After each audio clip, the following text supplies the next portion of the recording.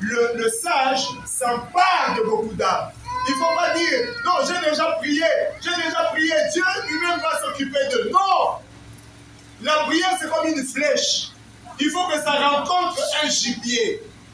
Lorsque tu as prié, ensuite, prends le courage d'aller contacter ces gens. C'est comme ça que nous sommes entrés, par exemple, dans la maison de rois, même des présidents.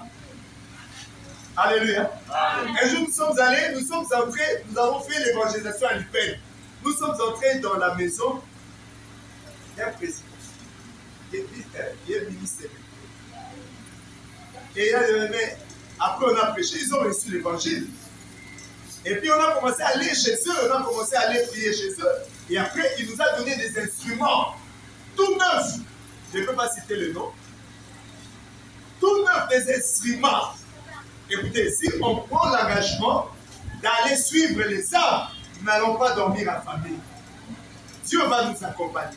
La plus grande puissance de Dieu va nous accompagner. Il faut marquer la présence. Il ne faut pas dire non, Dieu va protéger. Non, il faut un point de contact.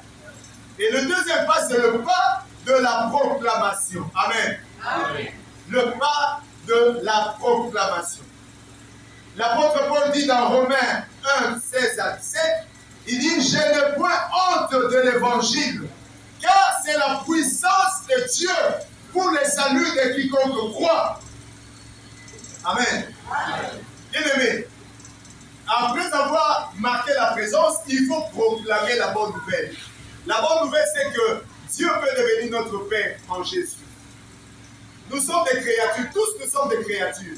Mais c'est seulement ceux qui ont reçu la bonne nouvelle, ceux qui ont écouté l'évangile,